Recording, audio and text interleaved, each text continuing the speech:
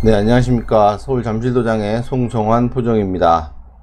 오늘부터 증산도 근본진리 8관법에 대해서 공부해보는 시간입니다.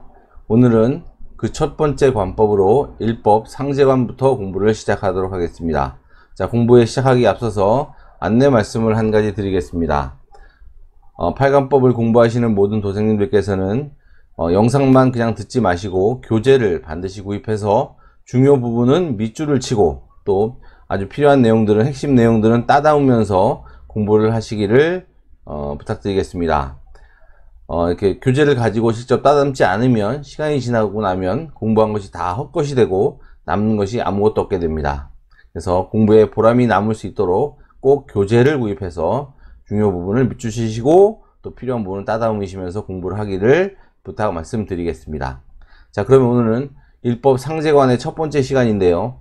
상제관이 굉장히 내용이 방대하기 때문에 오늘은 세 가지 주제를 가지고 공부를 하도록 하겠습니다. 첫 번째, 증산 상제님은 누구신가?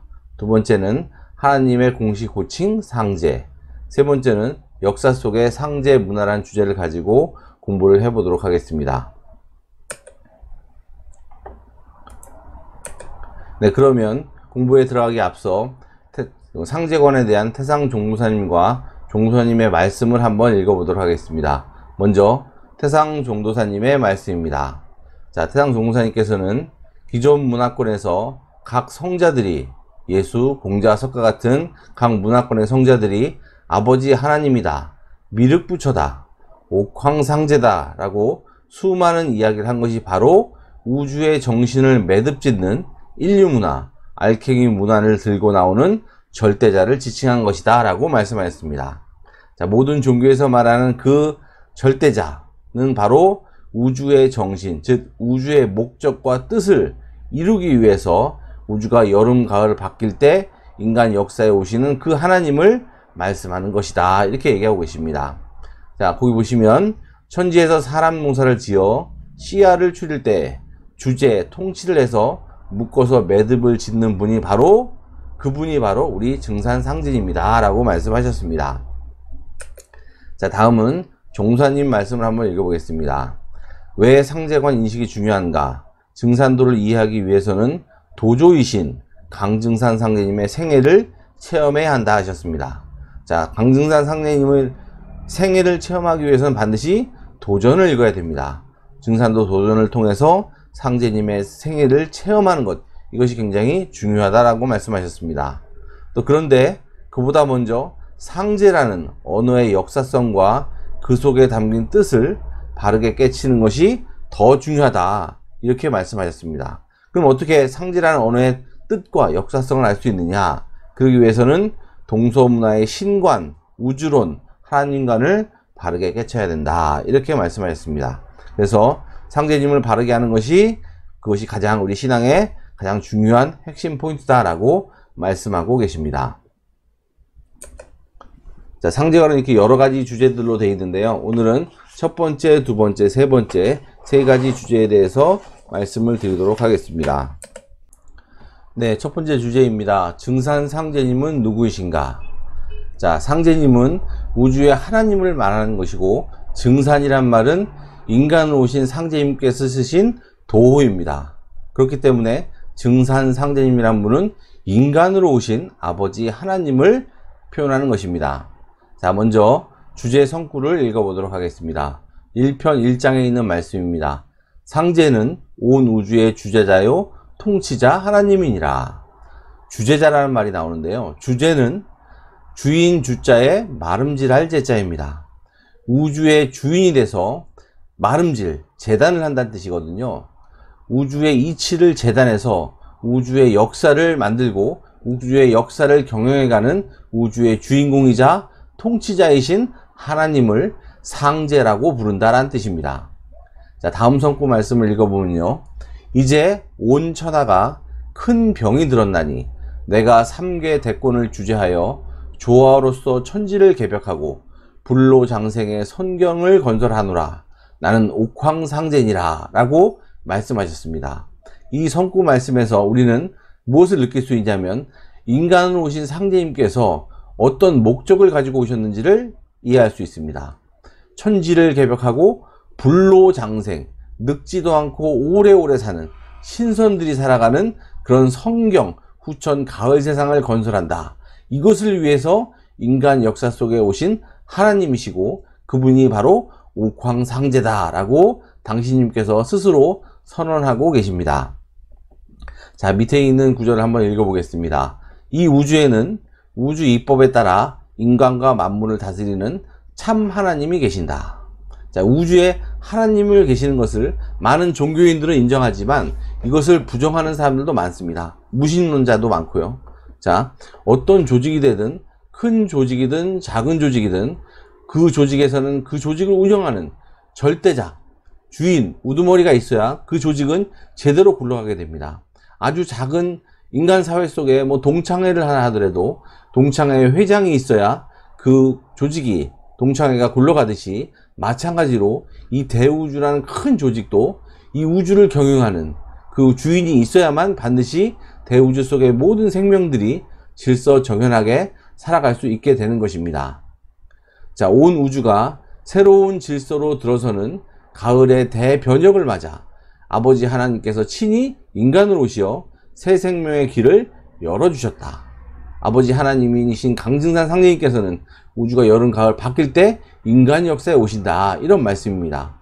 그분이 바로 동방의 이 땅에 한반도에 다녀가신 강증산 상제님입니다. 라고 말하고 있습니다.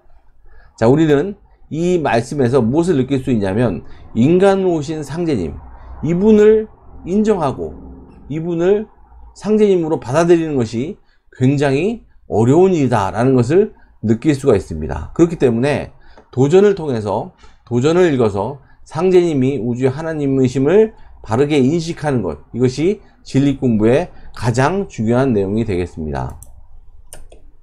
우리 증산도 도전해보면 상제님이 우주의 하나님임을 느낄 수 있는 많은 성구들이 있는데요. 그 중에서 시간 관계상 한 개의 성구만 읽어보도록 하겠습니다. 3편 18장에 보시면 상제님을 알면 반도통이라는 성구 말씀이 있습니다. 제가 시간 관계상 읽어보도록 하겠습니다. 너희들이 내가 누구인지 알기만 하여도 반도통은 되었느니라. 나는 동정 어무 하나라도 천지공사 아님이었고 잠시도 한가할 겨를이 없이 바쁜 줄을 세상 사람들은 모른다 라고 하셨습니다. 자, 상제님께서는 내가 누구인지 알기만 해도 반도통을 했다. 그렇게 인간 오신 상제님을 우리가 알아보는 것, 그것이 매우 어렵다라는 것을 얘기하고 계십니다. 세상 사람들이 모른다 이렇게 말씀하셨죠. 또 이렇게 우리가 인간 오신 상제님을 인식할 수 없는 첫 번째 이유는 우리 민족이 9천년 역사 속에서 면면이 내려오는 상제 문화를 잃어버렸기 때문입니다. 역사를 잃어버려서 상제님을 인식할 수 없게 된 것입니다. 자, 인간 오신 천주님을 만나는 것, 이것이 인간 삶의 가장 최고의 목표였고 또 인간 삶의 최고의 영광인 것입니다. 네, 다음은 하나님의 공식 호칭 상제라는 주제입니다.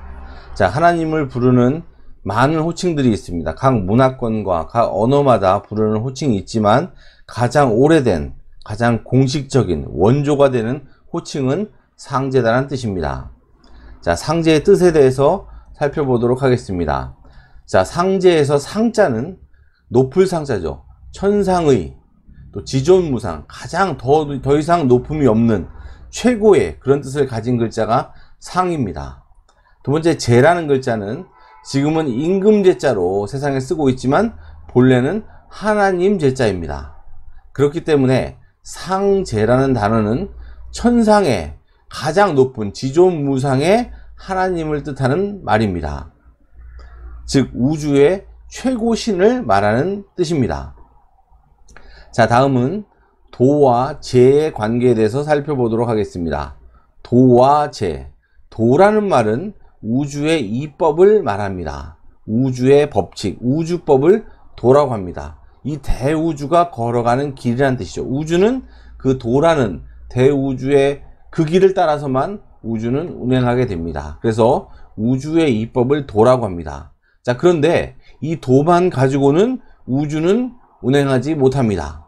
왜냐하면 제라는 그 도를 가지고 실제로 우주를 경영하는 그런 존재가 필요합니다. 그래서 도와 재가 하나가 돼서 우주를 경영하는, 운영하는 주체가 됩니다. 즉 도는 우주의 헌법을 얘기하고 재는 우주를 실제 다스리는 우주의 경영자를 말하는 것입니다. 자, 한 나라로 비교해 보면 우리나라에 헌법이 있습니다. 근데 헌법만 가지고는 우리나라가 굴러가질 않습니다. 그 헌법을 가지고 실제 나라를 통치하는 대통령이 존재하게 됩니다. 그래야만 그 헌법과 대통령이 하나가 돼서 나라를 제대로 경영하게 되는 것과 같은 이치입니다. 자, 다음은 왜 상제님이라고 불러야 하는가 라는 주제로 말씀을 드리도록 하겠습니다. 그 상제라는 단어 속에는 통치성과 인격성과 역사성이라는 세 가지 의미가 있습니다. 먼저 통치성이라는 말은 미륵불 혹은 하나님이라는 호칭보다 상제라고 부르면 우주 3계의 최고신으로서 우주를 직접 다스리는 통치자라는 의미가 분명합니다. 하나님, 미륵불 이런 말은 그냥 가장 높은 분 뭐 이런 의미만 가지고 있지만 상제라는 말은 실제로 우주를 통치하시는 분이다라는 의미가 내재되어 있다, 이런 말씀입니다. 다음에 상제라는 말 속에는 인격성이 있다라고 합니다. 상제라는 호칭에서 하나님이나 뭐 하느님보다는 하늘의 주제자, 천의 주제자로서 인격적인 풍모를 더 생생하게 느낄 수가 있습니다. 자, 다산 정약용께서 하시는 재밌는 말씀이 하나 있는데요. 상제님이란 누구신가? 이는 천지 신인 밖에서 그것들을 좋아하고 제재 안양하시는 분이다. 상제를 하늘이라 이르는 것은 마치 국왕을 나라라고 하는 것과 같다, 이렇게 비유하고 있습니다. 상제는 우주를 통치하는 인격적인 그런 신인데 이것을 그냥 하늘이라고 하면은 국왕을, 임금님을 나라라고 부르는 것과 같다 라고 하면서 상제라는 말 속에는 하늘의 주제자로서 인격적인 풍모가 들어있다는 것을 알 수가 있습니다. 다음은 상제라는 단어 속에 역사성이 들어있습니다.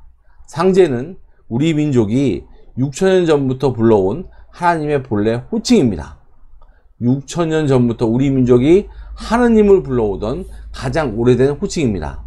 자, 중국에서도 4300년 전인 요임금과 순임금이 상제님께 천지를 지내고 등극을 했다는 기록도 있습니다. 그 후대에도 중국의 많은 제왕들이 상제님께 천제를 올리고 임금으로 등극을 했다는 기록들이 많이 나옵니다. 여기서 4300년 전이라는 것은 예수 공자 석가가 태어나기 훨씬 이전부터 이 동방 문화권에서는 하나님을 상제라고 불러왔다는 그런 역사성을 느낄 수가 있습니다.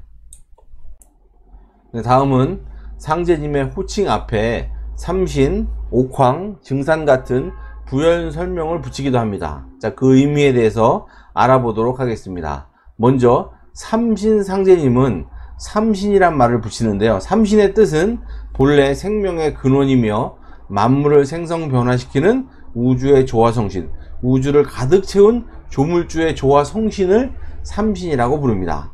자, 그런데 왜 석삼자를 붙여서 삼신이라고 했느냐?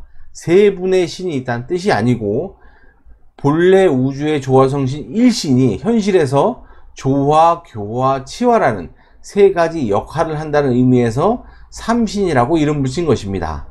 조화란 만물을 낳는 덕성이고 교화란 만물을 기르는 덕성, 치화는 만물을 다스리는, 만물을 거둬들이는 덕성을 말합니다.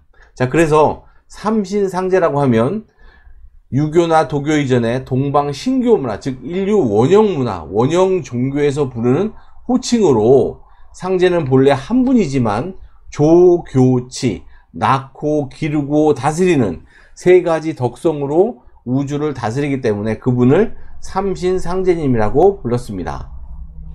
이 삼신의 문화가 전 세계의 종교 문화로 뻗어나가서 모든 종교에 그들이 믿는 절대자를 삼이라고 부르는 그런 내용들이 있습니다.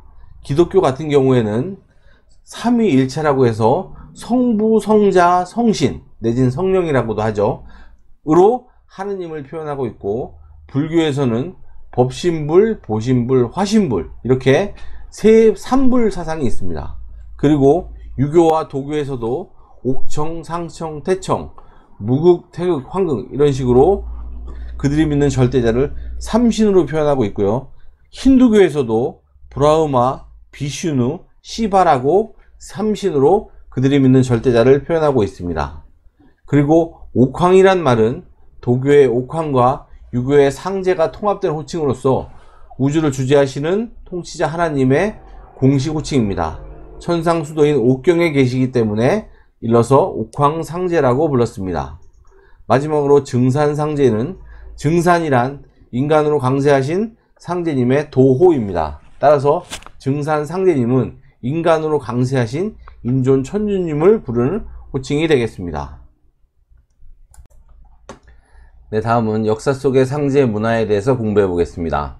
우리 한민족은 상제님을 받들어 온 9,000년 역사 속에서 상제님을 받들어 온 하나님 문화의 원 종주국이 되겠습니다. 자, 성구 말씀을 읽어보겠습니다.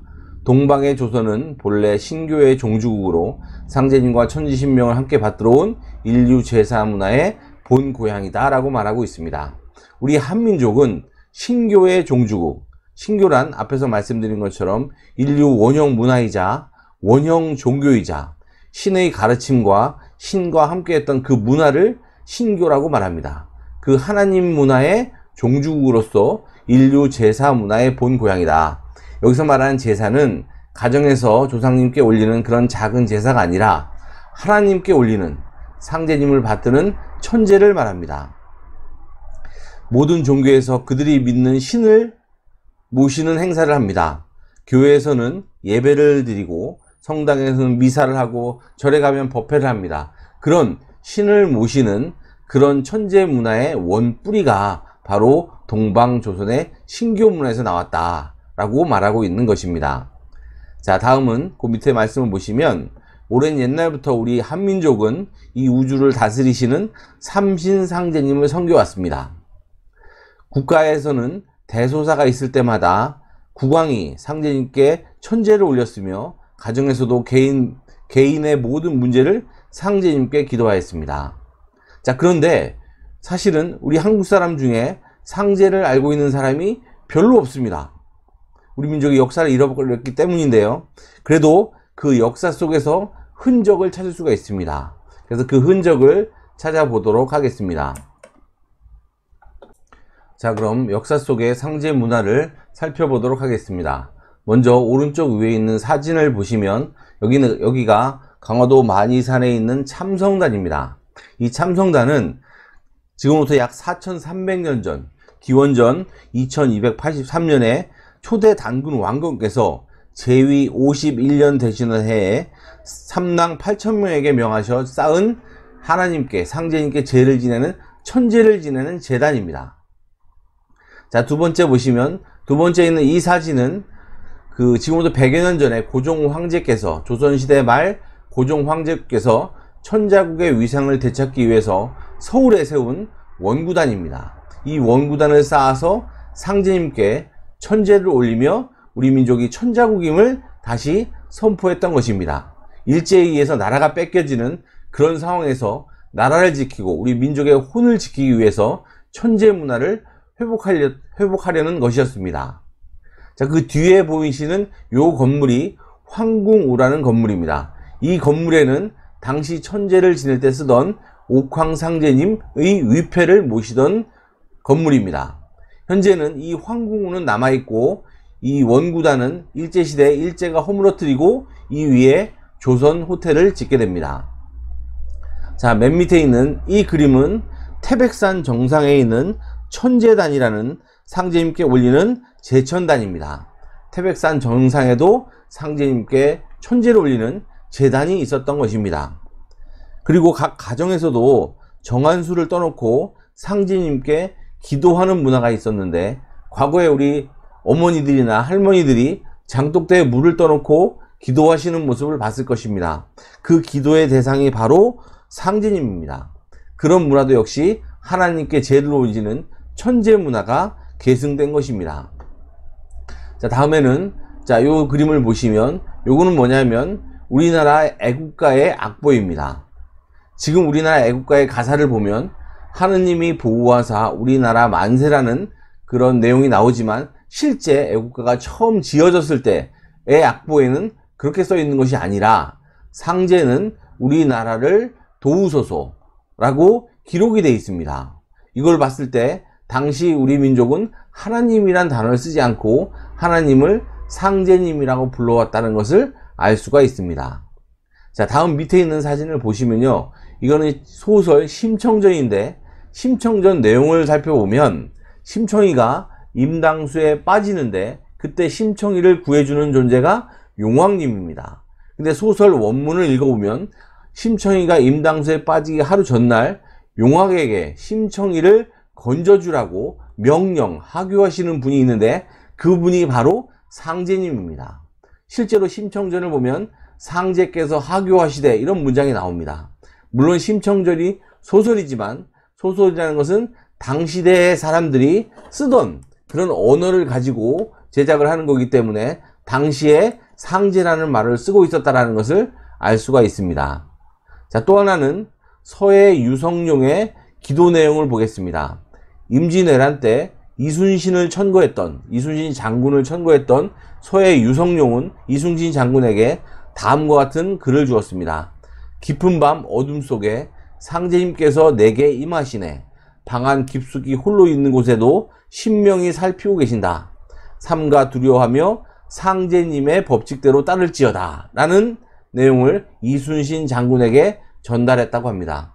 자, 이런 것들로 미루어 봤을 때 우리 민족의 역사 속에 상제라는 문화, 상제라는 단어가 면면히 엄밀히 살아 있었다는 것을 우리가 알 수가 있습니다. 자, 오늘 상제관 공부는 여기까지입니다. 앞에 말씀드린 것처럼 그냥 공부하지 마시고 교재를 가지고 중요 내용을 밑줄 치고 핵심을 따다보면서 공부하시기 바랍니다. 감사합니다.